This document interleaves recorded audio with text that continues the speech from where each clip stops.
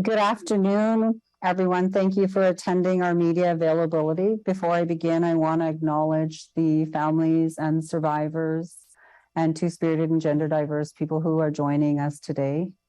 I just wanted to, send you lots of love and light today. I know today's is a hard day, for remembering and honoring the truths that you shared with the National Inquiry and remembering and honoring your loved one and your lived experiences as well.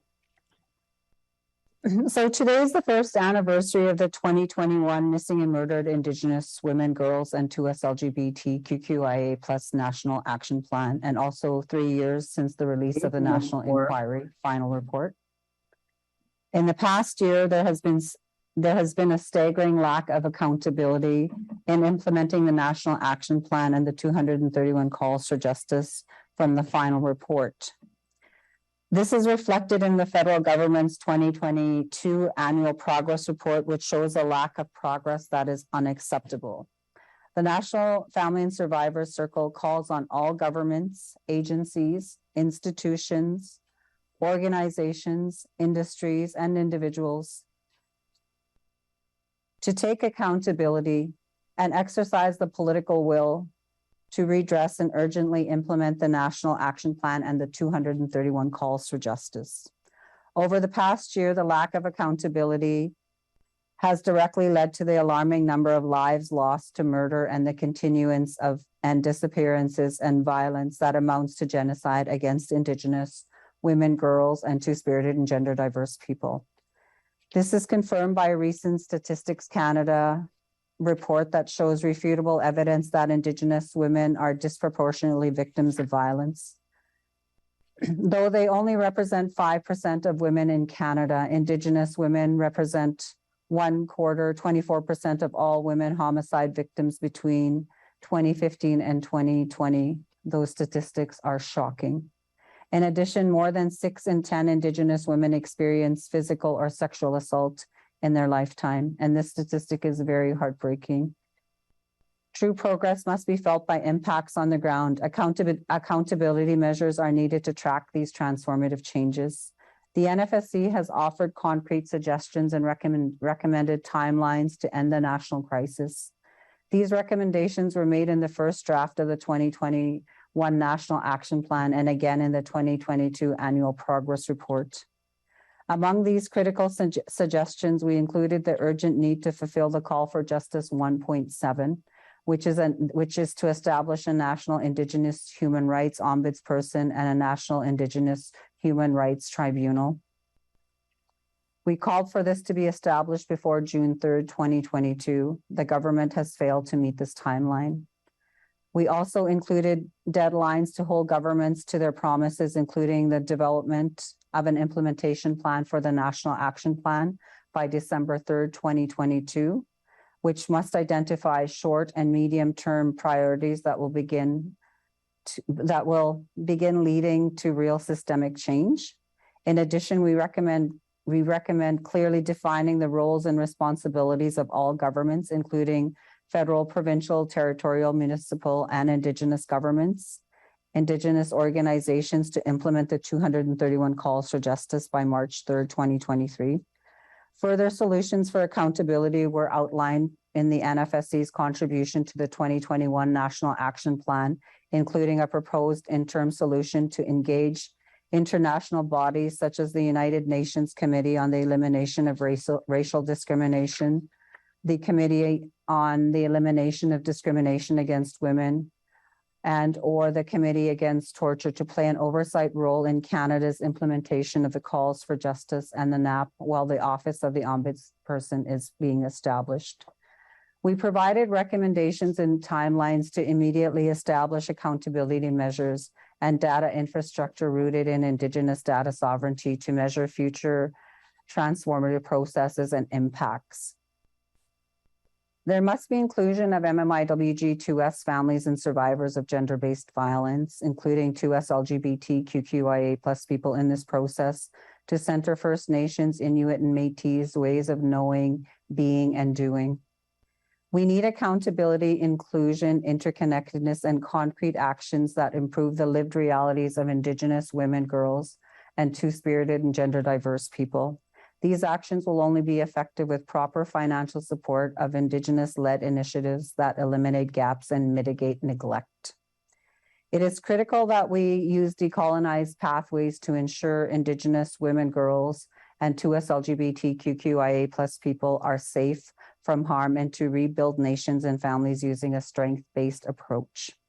Justice for families, survivors, Indigenous women, girls, and 2S LGBTQIA+ people can only be achieved when the colonial structures and approaches are dismantled. We all have a collective responsibility to end this genocide, and we are all part of the solution. Thank you.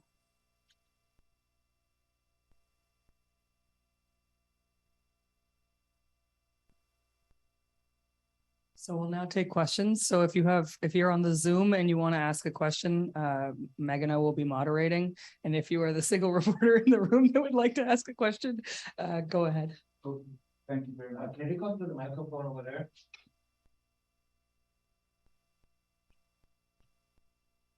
Hi, Rafi Bujikadian, CBC News. Thanks for taking these questions.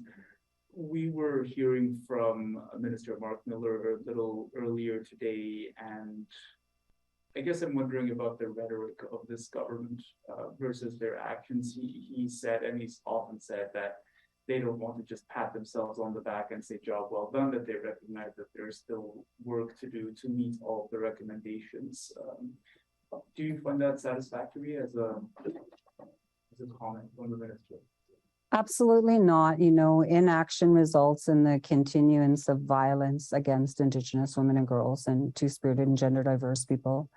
And it also contributes to the continued homicides that are occurring, you know, continuously across this country. So we need immediate action. We're in a crisis. We're in a national crisis. There's an urgency to act. You know, we cannot continue to experience genocide while governments have dialogue about what the next steps are. We need concrete action and accountability mechanisms and framework for the implementation of the National Action Plan. And is there, I know you spoke about the urgent need for an ombudsperson, for example, is there any kind of existing model of that kind of office that you think the ombudsperson's office could sort of mimic as an outline?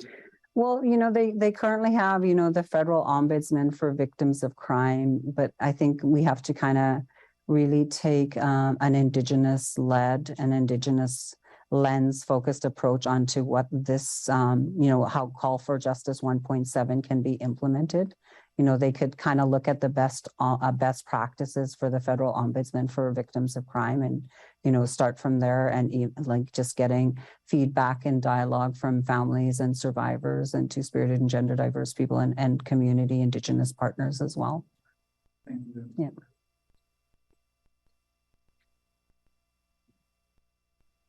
So now we'll go to our online reporters. Please state your name and your organization and your question. Hi, my name is Sharon Ryan. I'm with Windspeaker newspaper. I'm wondering, why do you think the governments are not taking action? I think the biggest reason for not taking action is the lack of political will. You know, if they had the political will, we would see more concrete actions taking place on the ground, you know, where impact is felt on the ground by Indigenous women, girls, and two-spirited and gender diverse people across this country.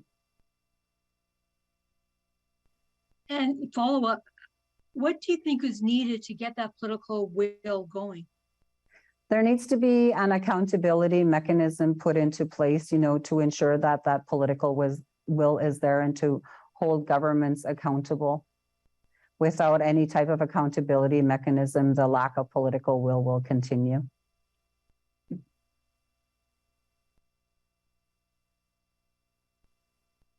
Next question.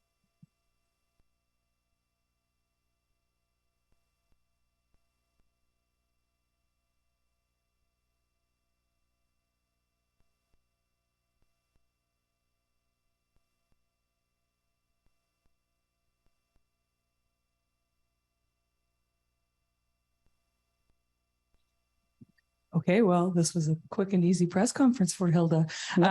Thanks everyone for coming. If you have any follow-up questions, please get in touch and have a great day. Thank you.